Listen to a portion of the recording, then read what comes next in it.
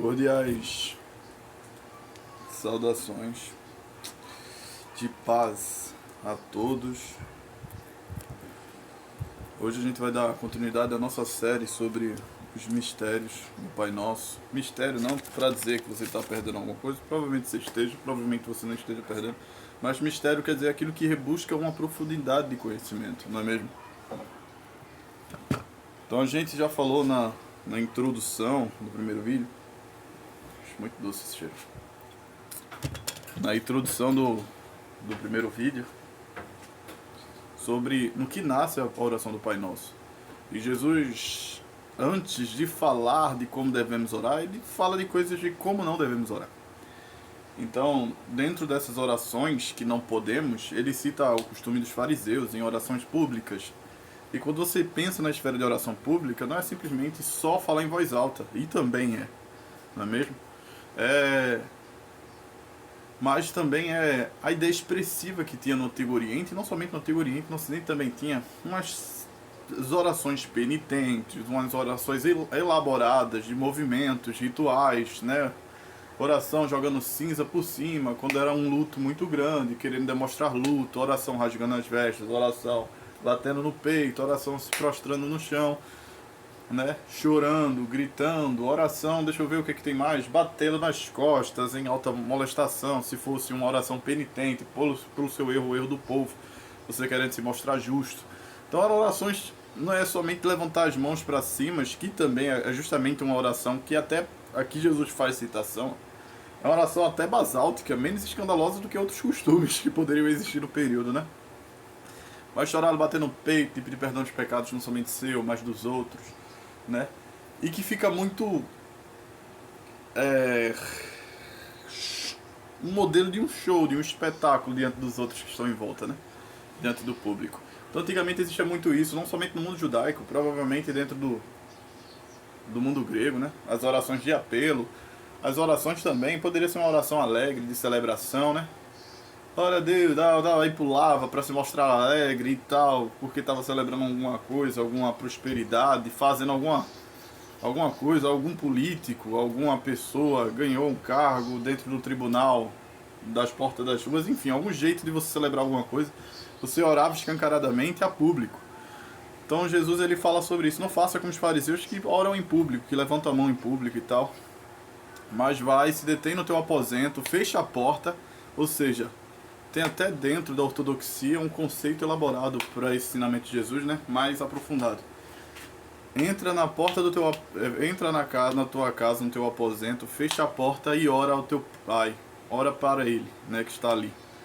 Então você vai e ora a Deus nesse, eu vou chamar de nesse recato, né? Você se arrecata, você se zela, você se guarda para si, um lugar onde só tenha você para escutar a sua voz. Você não fica a par do julgamento alheio, se está falando bem, errado, se não é um lugar onde você precisa convencer os outros, além de convencer a si. É o lugar que você tem que estar de olho em si para, em autoanálise, né? Botar você dentro de si mesmo. Você se escutar falando, você se ver fazendo. Não como se você também fosse a principal imagem que você deve visualizar na oração. Não. Agora é interessante que na oração você deve considerar a sua imagem sim, mas você deve visar os interesses do coração divino, de uma forma tal que você não se sinta pressionado pelos olhos alheios, ou, de certo modo, né, pelo que os olhos alheios estão pensando de você, porque você tem que estar completo em pensar em si, sem com que os olhos alheios também te atrapalhem nessa autoanálise. Porque a oração do Pai Nosso vai se basear muito do que é o teu papel diante de Deus. Então, você para estar diante de si, distante dos outros, só para estar consigo mesmo, porque é isso que tem no ar das palavras de Jesus, quando ele fala, tira do lugar público, do olhar alheio, do julgamento e aquilo que às vezes nos força a, mais do que nos convencer, a convencer os outros de que estamos bem, de que somos santos, de que tal, que somos misericordiosos. Vai em um lugar secreto. E é baseado nessa tradição, nesse vai a um lugar secreto, te arrecata, faz diante de Deus e Deus te recompensará em público. Mas o que quer se dizer recompensará em público, né? Recompensar em público, veja, Primeiro ele fala que os hipócritas já têm um galardão porque eles ganham mérito de serem visualizados como santos e bons, né? Bonzões, bonzões, diante dos outros. Eles são gabaritados como justos pelos aqueles que o vê. Mas se você está num lugar escuro, se você arruma um porão da tua vida, e vou pegar até um porão da tua alma, né? Para fazer daquele lugar um altar a Deus, a tua santidade, mediante esse secreto, qual é a tua recompensa? Eu gosto da palavra recompensa. Recompensa a gente pensa em um atributo de ganho, né? De você chegou aí, então toma. Não. Ou então Deus está lhe pagando por algo, né? Mas o quesito de recompensa é de você ter a resposta daquilo que orou, né? Ou então até a intimidade, o resultado da intimidade nos escuros resultará em você ter um procedimento pelos claros, né? Em resposta daquilo. Você não tá para convencer os outros, quando é suficiente em você se concretizar em si mesmo na verdade do reino de Deus, né? Então se você ora intimamente, né, você não vai ser pelas orações vaidosas a público para convencer os outros de que você é santo. Você vai se dar a obrigação de mostrar ser santo em outros fatores, em outros setores, né? Então, você vai ter que se mostrar ser santo no comportamento, naquela intimidade que você tem no secreto. Você sabe que a oração não para ali. A oração que você vai orar no secreto vai lembrar muito do teu papel diante de Deus. Não é sobre você só falar das suas necessidades diante de Deus, do que projeta o teu coração segundo o que você anseia do teu próprio destino, mas é uma oração que tem total atenção ao coração divino e sobre se você está, de fato, correspondendo com as expectativas do coração divino, como ser humano, como filho de Deus, né? E essa oração que você vai ter oculto vai te obrigar a ter outros projetos de fazer validar a tua santidade no público, já que esse ato religioso, né, que poderia o tornar santo, não está sendo público, você está colocando ele em recato, você está colocando ele em escuridão, às sombras, para que os outros não vejam. Você vai ter que se validar por outros meios, e meios de testemunho, a forma como você trata as pessoas, a forma como você se vê diante das pessoas e tal. E isso será a tua recompensa, porque orar a Deus é lembrar do nosso papel e do nosso papel no oculto, mas manifestar em público aquilo que a gente recorda o tempo inteiro, nas nossas rezas, nas nossas orações e tal. Então, para isso, essa é a construção que Jesus quer dos seus, né? E é justamente nessa ideia de recato que começa também posteriormente as tradições cristãs construir as casas mongistas, né, dos monges cristãos e tal, que eles vão para as dunas. Dunas é muita coisa, né? Mas eles vão para lugares isolados e tal e vivem uma vida de oração e tal. O cristianismo teve monges, na verdade nasceu até de uma cultura um pouco eremitista, né? E disso nasce porque você tem que se sair, você tem que se ocultar para ter uma vida consagrada a Deus. E claro que esses monges que viviam no deserto não só ficavam no deserto. Eles saíam de lá, voltavam, vivia público, fazia seus bens, criava coisas de caridades e tal, e pá. Onde cria essas paradas. Mas enfim, esse é o lado da oração do Pai Nosso, que Jesus também diz, quando se trata da hipocrisia dos fariseus, a tratar seus ícones, né, de comportamentos religiosos em público, né? Aquele galardão do reconhecimento só por via de algum costume religioso está ativa diante dos outros. E Jesus também denuncia a oração do pagão. Ele pega o costume judaico errado e a oração dos pagãos, ou seja, o que é fora dos judeus, que ele categoriza também como ruim, que é os excessos em palavras, as repetições, né? Como se fossem orações códigos demais, né? Eu acho que nenhum problema nem a oração código, porque o mundo judaico estava cheio disso. Então Jesus, se fosse para denunciar essas orações códigos, quando eu falo código, orações que têm a mesma estrutura parada e você simplesmente só repete as palavras que já existem. O mundo judaico era cheio desses tipos de orações. Então Jesus parece não denunciar porque ele falou dos judeus, mas não falou desse problema quanto aos judeus, né? Então as repetições talvez sejam os apelos, as formas de apelos religiosos, como eu já falei, né? Antigamente, quando não chovia, porque estava faltando mantimento e pão, os outros se molestavam em público e oravam sem parar até que chovesse. e etc. Aí se a colheita não estava boa, eles se humilhavam até que seus destinos e seus interesses foram veriam a ser concluídos, veriam a ser realizados e tal. Então Jesus também mostra que não é esse modelo de oração, porque é incumbido ao interesse e à necessidade da nossa própria pessoa sem pensar em Deus, né? Ele fala justamente isso, porque o vosso Pai sabe das vossas necessidades antes que vocês falem.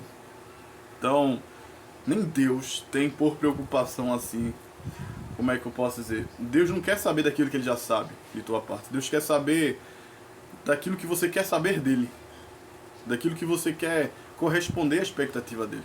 Isso é um lado que você pode, vamos dizer assim, vou dar umas aspas, oferecer uma novidade para Deus. Tá entendendo? É a forma como o teu coração tem interesse de refletir as necessidades divinas, tornar real os interesses e as ambições do próprio divino no teu modelo de vida, né? Aí nisso vai ser custoso, muitas vezes, você trocar suas necessidades pela necessidade de Deus. Isso é uma novidade para Deus. Saber que você tem fome e você vai pedir comida, e ele projetou a fome em tu. Ele sabe que você precisa de comida. E de água para bebida, e de roupa para não ficar nu. Isso aí é o simples. Porque, precisa de roupa porque vai vir um frio. Então, ele criou a condição de frio, ele criou o seu corpo para sentir frio. Isso aí não é nenhuma novidade. Mas no teu uso de tua liberdade, você escolhe ver a si ou ver o coração divino, né? Aí é que tá. Aí começa a apresentação do Pai Nosso, que estás no céu. A oração do Pai Nosso. É aí que começa essa apresentação e Jesus começa. Portanto, oreis assim. Depois de ele colocar esses setores do que não pode orar e como deve orar mais ou menos, sublinhadamente. A primeira parte que a gente vai analisar agora é o Pai Nosso que estás no céu. Santificado seja o teu nome. É a primeira parte, né? A gente vai, parte por parte, fatiar o Pai Nosso para prestarmos atenção e sabermos o que estamos orando. A oração começa com Pai Nosso que estás no céu. Ora, a gente entende que o Pai Nosso ela é uma oração um pouco dada ao pessoal, baseada no pessoal. Ou seja, quando a gente ora, Pai Nosso que estás no céu, santificado seja o teu nome, venha a nós o teu reino, seja feita a tua vontade assim na terra como no céu. O pão nosso, esses nossos, esse nós, provavelmente ali há contexto que Jesus está sobre uma popularidade, um número mais do que um de pessoas, né? Uma pluralidade de pessoas, seus discípulos, um ali, outro lá, tá uma variação de pessoas, está uma unidade de pessoas. Esse nós é porque ele está se direcionando assim, mas provavelmente essas partes da oração do Pai Nosso Pai Nosso que estás no céu, santificado seja o teu nome, venha a mim no teu reino, seja feita a tua vontade, o meu pão de cada dia, Senhor, nos dá hoje. Perdoa as minhas ofensas, assim como eu perdoo aqueles que me ofendem. Então, pede-se a contexto da situação, também a gente não tem tanto uma destrinçação mas a gente imagina, também pelo modelo de orações que era do lado, que era para se orar assim. Mas a única parte que pode haver exceção de desenvolver a singularidade diminuir, né? Diminuir não, né? A singularidade não aparecer, isso é uma coisa mais, como é que eu posso dizer assim, ao todo relacionamental, é a parte do Pai Nosso. Pai Nosso, o início da oração. Por quê? Esse modelo de oração de começar com Pai Nosso, acho que em hebraico é Abba Veino, não lembro, não, acho que não. Me esqueci qual a palavra, Veino é outra coisa, nada a ver. Voei, mas tem um Ainu no final, que é o nosso, a ideia de posse. Mas a palavra, a expressão Pai Nosso é uma expressão bem, acredite se quiser, normal no mundo judaico para as orações. Era parte da oração, quando se iniciava, que nos fazia lembrar da elevação divina e como Deus não pertence a as coisas tão cruas assim, tão simples. Os céus era tido como o extraordinário, o acima do ordinário, das coisas misteriosas e mais elevadas. Então quando a gente fala que Ele é nosso Pai e ali Ele habita, né?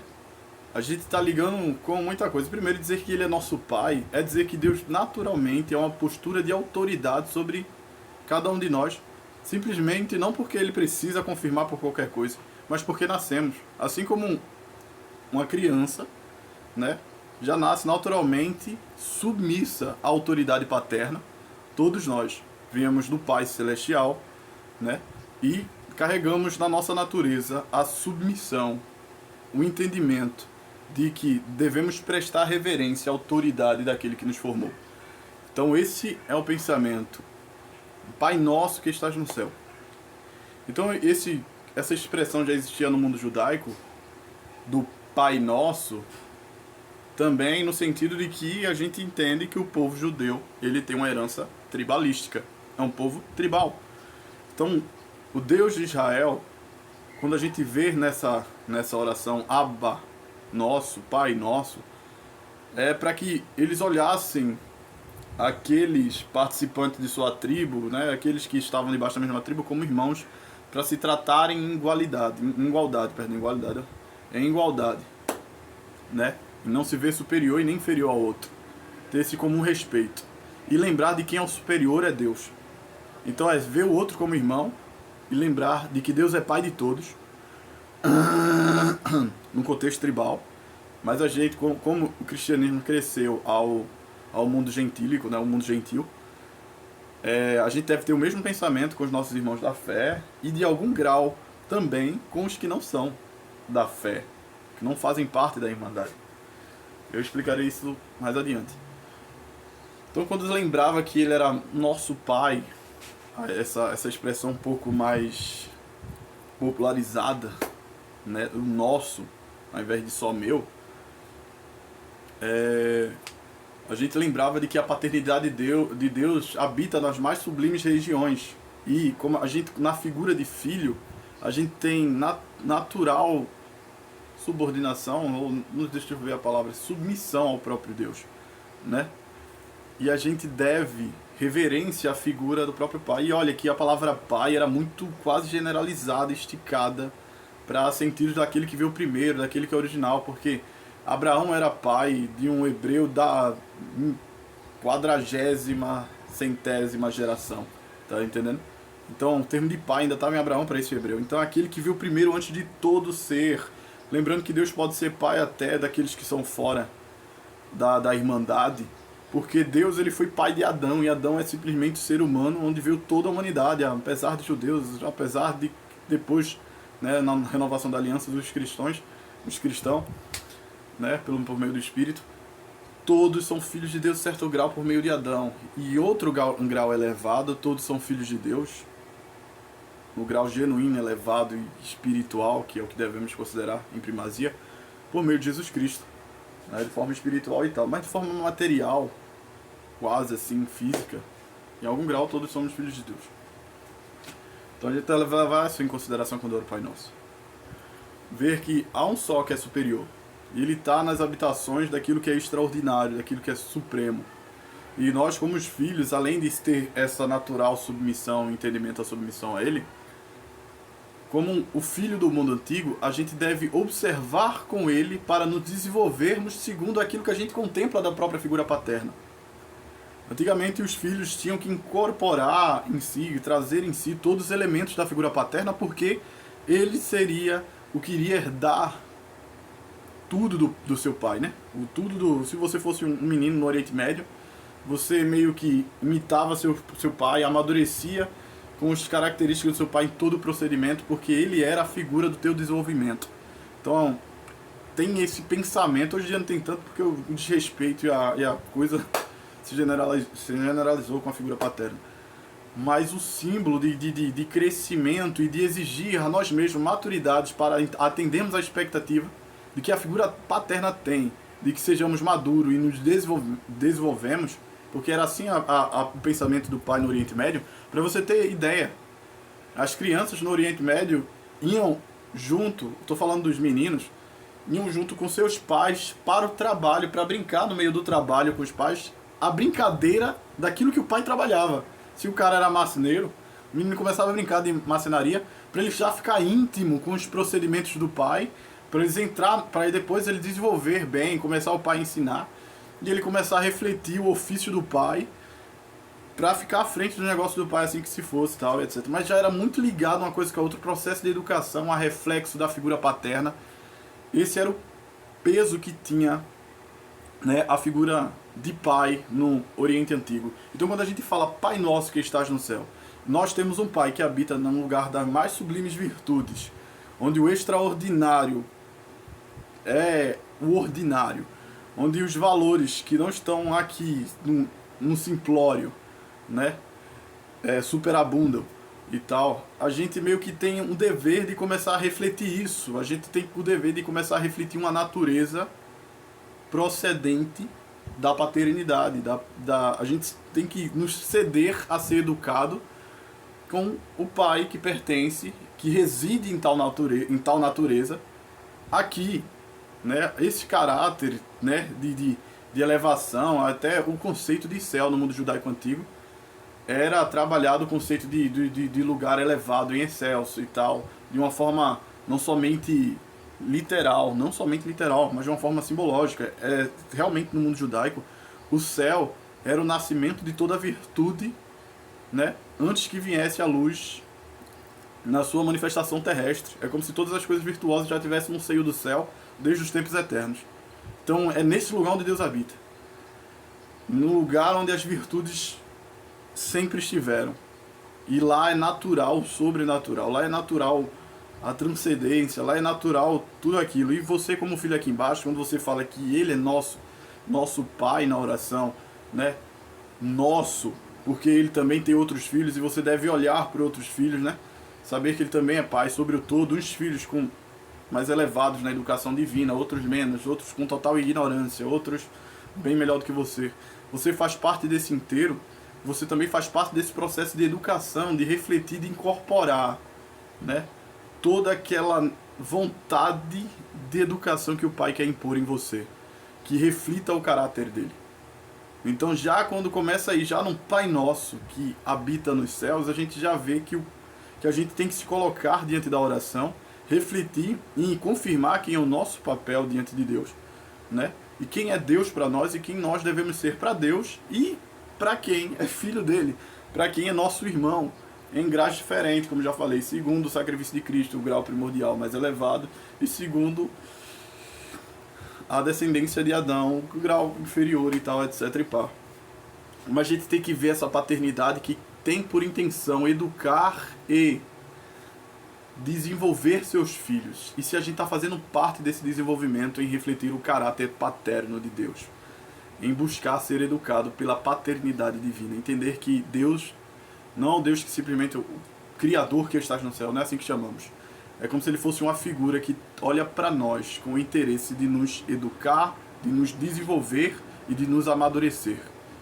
Então, quando a gente fala pai, não pense que essa coisa fofinha que a gente tem no ocidental de é uma parte romântica somente, né? É porque é mostrar intimidade com Deus. Não, é pior.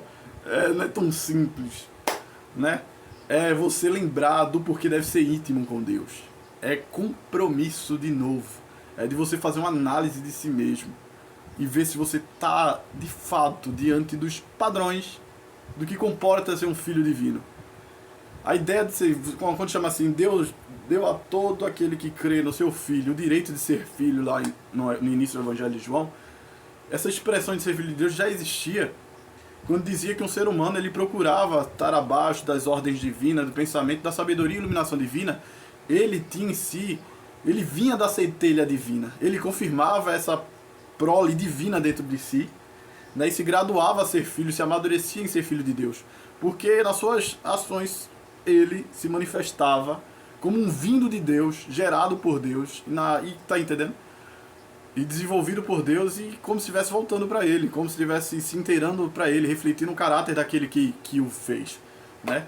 Então, carregue em si não somente a centelha da prole divina que Cristo já lhe deu, mas tente desenvolver e amadurecer essa prole de filho, à medida que você procura contemplar o caráter completo do Pai para se aperfeiçoar diante daqueles que são seus irmãos. Então, tem esse apelo no início da oração do Pai Nosso.